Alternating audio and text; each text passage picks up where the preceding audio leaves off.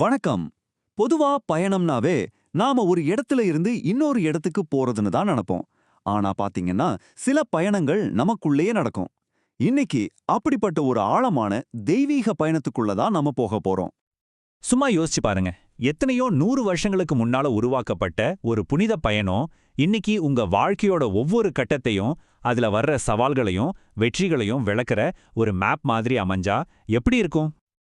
அந்த வரைபடம் தான் அறுபடை வீடு. இதுக்கு என்ன அர்த்தம்னா, முருக கடவுளின் 6 போர் பாசறைகள். இது ஏதோ நேத்து வந்ததில்ல. சங்க காலத்துல நக்கீரர் எழுதின திருமுருகாற்று படையிலேயே இத பத்தி சொல்லியிருக்காங்க. ஆனா ஒரு விஷயம் நல்லா புரிஞ்சுக்கணும், இது வெறும் கோயில் லிஸ்ட் கிடையாது. நம்ம ஆன்மாவோட வளர்ச்சிய, பரிணாமத்தை காட்டுற ஒரு வழிகாட்டி. வாங்க, இந்த வரைபடத்துக்குள்ள நாமளும் ஒரு பயணம் பண்ணலாம். இந்த ஆன்மீக பயணத்தை நம்ம ஒரு 3 முக்கிய பாதைகளா பிரிக்கலாம். பாதை செயல், 2வது ஞானம், அப்புறம் கடைசியா அமைதி. இது ஒவ்வொன்னுமே நம்ம வாழ்க்கையோட ஒவ்வொரு ஸ்டேஜை குறிக்குது. முதல் பாதை செயலின் பாதை. இது கிட்டத்தட்ட நம்ம இளமை கால மாதிரின்னு வச்சுக்கோங்களேன். எனர்ஜி, வேகம், குறிக்கோள்னு எல்லாமே வெளியில உலகத்தை ஜெயிக்கிறதுல தான் இருக்கும். கடமைகளை ஏத்துக்கிறது, சவால்களை சந்திக்கிறதுன்னு நம்ம வாழ்க்கைய நாமளே செதுக்கிற டைம் இது. இந்த செயலின் பாதையில 2 முக்கியமான ஸ்டாப்ஸ் இருக்கு. முதல்ல திருப்பரங்குன்றம். இது நம்ம கடமைகளை எப்படி ஏத்துக்கணுங்கிறத பத்தி சொல்லுது. அடுத்து திருச்செந்தூர். சாரி, கடமை ஏத்துக்கிட்டாச்சே, ஆனா சும்மா இருக்க முடியுமா? வர்ற தடைகளை, குழப்பத்தை எல்லாம் எப்படி ஜெயிக்கிறதுன்னு காட்டுற இடம் தான் இது. வீடு திருப்பரங்குன்றம். சூரனை ஜெயிச்ச அந்த பெரிய வெற்றிக்கு அப்புறம் முருகன் தேவானிய கல்யாணம் பண்ணிக்கிட்ட இடம் இது. ஆனா இந்த கல்யாணங்கிறது வெறும் செலிப்ரேஷன் மட்டும் இல்ல, நம்ம வாழ்க்கையில நம்மளோட கடமைகளையும் பொறுப்புகளையும் சரியா செய்யணுங்கிறதை இது உணர்த்துது. இதுக்கு பேர் தான் கிரியா சக்தி, அதாவது செயலாற்றும் தெய்வீக சக்தி. ஒரு விஷயம் சொன்னா ஆச்சரியப்படுவீங்க, இந்த கோயில் முழுசுமே ஒரே ஒரு மலையை குடைஞ்சு செதுக்குனது. அறுபடை வீடுகள்ல ஒன்னே ஒன்னு மட்டும் மத்த 5 விட ரொம்பவே ஸ்பெஷலான, வித்தியாசமான ஒரு இடத்துல இருக்கு. அது எதுன்னு கெஸ் பண்ண முடியுதா? அதுதான் திருச்செந்தூர். கடலோரத்துல அமைஞ்ச ஒரே ஒரு படை வீடு இதுதான். கடமைகள்னு வந்துட்டா போர்க்களமும் கண்டிப்பா வருந்தானே. இங்கேதான் முருகன் ஆணவத்தோட உருவமான சூரபத்மனோட சண்டை போட்டு ஜெயிக்கிறார். இந்த வெற்றி நமக்குள்ள இருக்கிற பயம், கோபம் மாதிரி நெகட்டிவ் எண்ணங்களையும் வெளியில வர பிரச்சனைகளையும் ஜெயிக்கிற தைரியத்தை நமக்கு கொடுக்குது. சரி, கடமைகளை செஞ்சாச்சு, வெற்றிகளையும் பார்த்தாச்சு. இதுக்கப்புறம் என்னன்னா, பயணம் வெளியில இருந்து உள்ளே திரும்புது. இதுதான் ஞானத்தின் பாதை. அந்த நான்கிற ஈகோவை விட்டுட்டு உண்மையான அறிவு எதுன்னு நாம தேட ஆரம்பிக்கிற ஸ்டேஜ் இது. இந்த ஞான பாதையிலையும் நமக்கு 2 முக்கியமான இடங்கள் இருக்கு. ஒன்னு பழனி, வெற்றினால வர்ற அகந்தைய துறக்கிற இடம். இன்னொன்னு சுவாமிமலை, சும்மா இல்ல, கடவுளுக்கே பாடம் சொன்ன ஒரு பாடசாலை. ஒரு பழம், ஒரே ஒரு பழத்துக்காக, அதுவும் ஒரு தெய்வீக குடும்பத்திலே போட்டி நடந்தா என்ன ஆகும்னு நினைக்கிறீங்க? ஒரு சின்ன கோபம் எப்படி ஒரு பெரிய தத்துவத்துக்கு வழிகாட்டும்னு பார்க்கலாமா? வாங்க, பழனியோட கதைய முதல்ல கேட்போம். நாரதர் ஒரு ஞான பழத்தை கொண்டு வராரு. அது அண்ணன் விநாயகருக்கு கிடைச்சிடுது. கோவத்துல முருகன் எல்லாத்தையும் துறந்துட்டு இந்த மலையில வந்து நின்னுடுறாரு. அவரை சமாதானப்படுத்த வர்ற அப்பா சிவன் என்ன சொல்றார் தெரியுமா? பழம் நீன்னு சொல்றார். அதாவது, நீ தேடுற அந்த ஞான பழமே நீதான், எல்லாம் உனக்குள்ளதான் இருக்குன்னு அர்த்தம். அப்போ பழனி நமக்கு என்ன சொல்லிக் கொடுக்குது?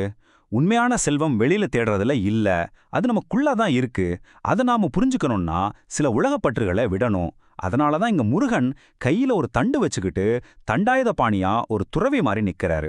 இன்னொரு ஆச்சரியமான விஷயம், போகருங்கிற மகாசித்தர் 9 விதமான விஷங்களை மருந்தா மாத்தி நவபாஷாணத்துல இந்த சிலைய செஞ்சிருக்காருன்னு சொல்றாங்க. இந்த நம்பரை கொஞ்சம் நல்லா பாருங்க. 60. நம்ம வாழ்க்கைக்கும் ஞானத்துக்கும் இந்த 60க்கும் ஒரு ரொம்ப ஆழமான கனெக்ஷன் இருக்கு. சுவாமிமலையில இருக்கிற அந்த 60 படிகளும் 60 தமிழ் ஆண்டுகளை குறிக்குதாம். நம்ம வாழ்க்கையோட ஒவ்வொரு வருஷமும் நாம ஏறி போற படிகள் மாதிரி தான் அது. இங்க தான் ஒரு பெரிய ஆச்சரியமே நடக்குது. சின்ன பையன் முருகன் தன்னோட அப்பா சிவனுக்கே குருவாகி ஓங்கிற பிரணவ மந்திரத்தோட முழு அர்த்தத்தையும் விளக்கி சொல்றார். ஞானம்ங்கிறது வயசுக்கோ பதவிக்கோ கட்டுப்பட்டது கிடையாதுங்கிறத இந்த ஒரு சம்பவம் எவ்வளவு அழகா நமக்கு புரிய வைக்குது பாருங்க. சரி, முதல்ல செயல், அப்புறம் ஞானம், இது 2யும் பார்த்தாச்சு. இப்போ பயணத்தோட கடைசி கட்டத்துக்கு வரோம். இதுதான் அமைதியின் பாதை.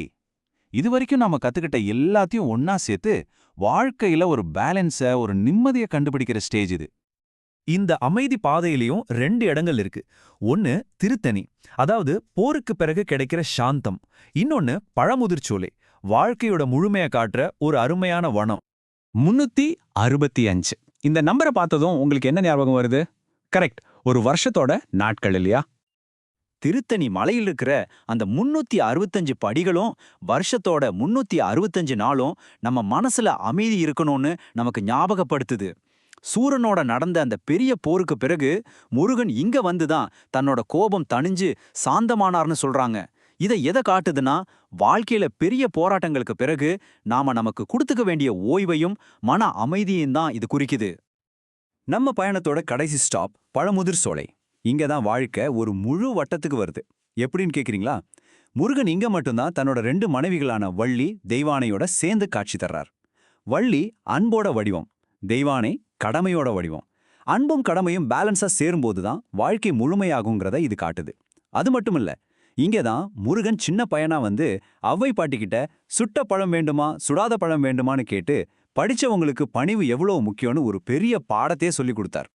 சரி, இப்போ நாம பார்த்த இந்த 6 இடங்களையும் அது நமக்கு சொல்லிக் கொடுத்த பாடங்களையும் ஒரு தடவை வேகமா ரீகேப் பண்ணிடலாம் வாங்க. இந்த டேபிள பாருங்க. இது வெறும் ஊர் பேரு லிஸ்ட் இல்ல, இது நம்ம வாழ்க்கை பயணம். முதல்ல கடமையை ஏத்துக்கிறோம், திருப்பரங்குன்றம். அப்புறம் தடைகளை ஜெயிக்கிறோம், திருச்செந்தூர். ஜெயிச்சதால வர்ற ஈகோவை விடுறோம், பழனி. உண்மையான ஞானம் எதுன்னு தேடுறோம், சுவாமிமலை. போராட்டத்துக்கு பிறகு அமைதி அடையறோம், திருத்தணி. கடைசியா அன்பு, கடமை, ஞானம்னு எல்லாத்தையும் ஒன்னா சேர்த்து வாழ்க்கையை முழுமையாக்குறோம். அதுதான் பழமுதிர் சோலை. பாத்தீங்களா? இது ஒரு பர்ஃபெக்டான வாழ்க்கைக்கான ஒரு மேப் மாதிரி இருக்கு.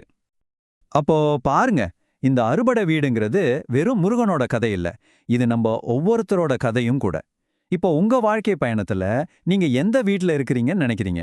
நீங்க கடந்து வந்த கடமை எது? நீங்க ஜெயிக்க வேண்டிய போர் எது? நீங்க தேடிட்டு இருக்கிற அமைதி எது? உங்க சொந்த வாழ்க்கையோட இந்த மேப்ல உங்களோட புனிதமான இடங்கள் எதுன்னு ஒரு நிமிஷம் யோசிச்சு பாருங்களேன்.